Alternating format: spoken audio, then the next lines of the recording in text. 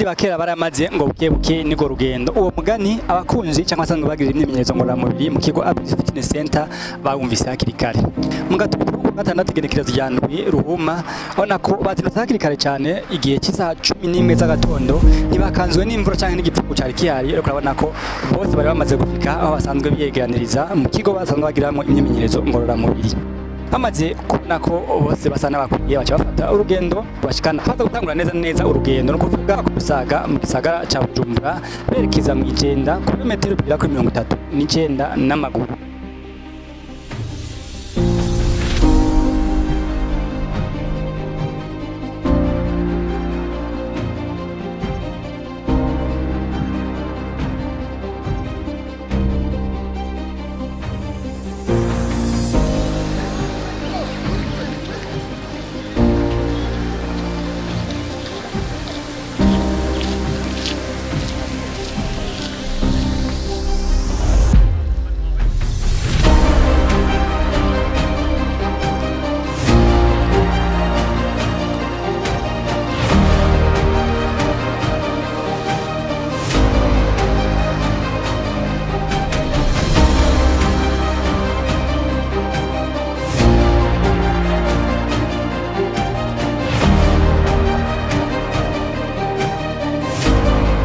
Utari muto bari mu rugendo urabona ko hari abaruha bagaca binjira mu modoka yari hafi yabo iziratora abarushe ariko bamaze kuruhuka bagaca basubira kwifatikanya n'abandi.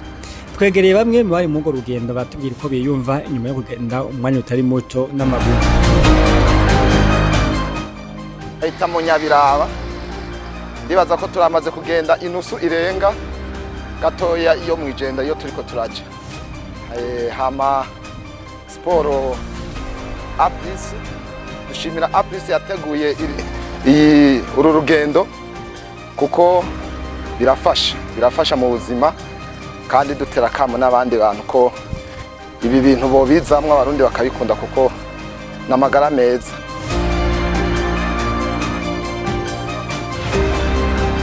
No kuvuga ibirometero 39 twaharuye kuva ku Musaga kugera mu igenda. Kandi turazi neza tudakekeranya kuko turafise imbaraga turafise inguvu turazi neza ko tudakekeranya ko mwanya muto tuza kuba tushitse mu igenda.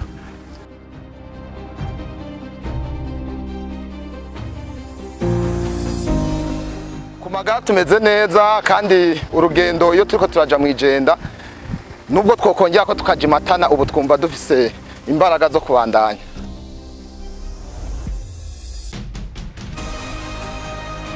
Uburuhe burabaho ariko kwera ihangiro turiko turashaka gushika ko turashobora kuba turatambuka kandi turashaka ko turatambuka mugabo uburuhe burahari mugabo objectif tushaka turayishikako. Ego iyi ni 3e edition, 2e edition twarayigize twarashoboye 32 ubu rero 39 natwo turagerageza urumva tutegereza turayishikako ho nyine tugeze kuri 21 urabibona turabishobora turashoboye.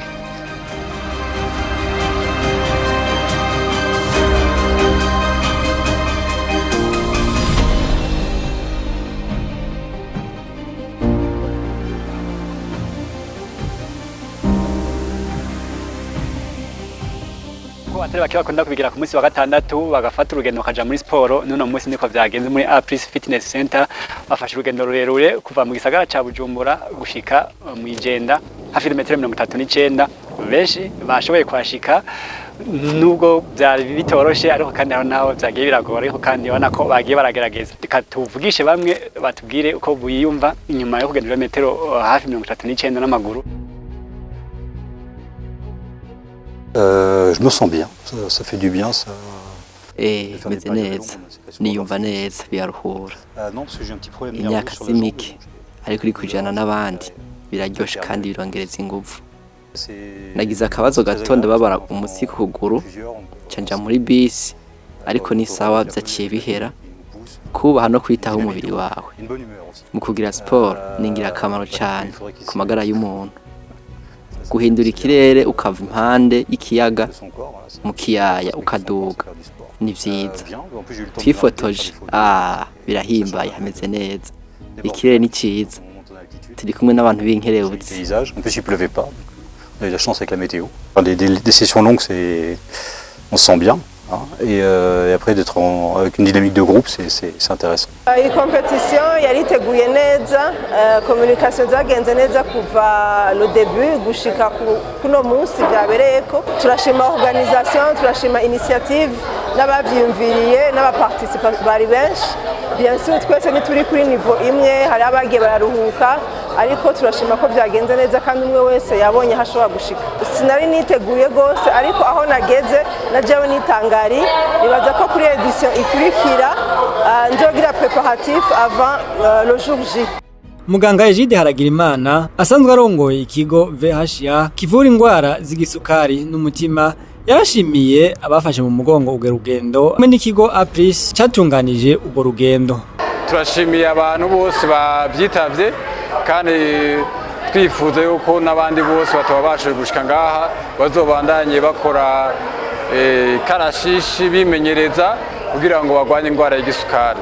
Hama twemenyere ko zobandanya tubafasha mu gutunganya ibintu mwe nibi kugira ngo abantu bose b'abarundi indwara ya diabete cyangwa indwara y'igisukari dushobore kuyigwanya neza mu Burundi. Manirakiza Hervé Noel na Tazira Bebeto asanzwe akoresha imyimenyerezo mu kigo Apris Fitness Center yarashimye uko urwo rugendo rwagenze ndetse acahamagarira n'abandi kubandanya abaza kwifatikanya nabo kuko ivyiza biri imbere. Musi itariki 7 z'ukwa kabiri 2026 niho twaramutse tugira événement twama dukora buri 3 mois ariyo uje ensemble contre le diabète, twaho dushobora kugira ama challenge, tukiyama challenge yo kugira Bujumbura tugende Bugarama, ubuye twihaye kuva Bujumbura tugenda mu Igenda, ikaba ari 3e édition.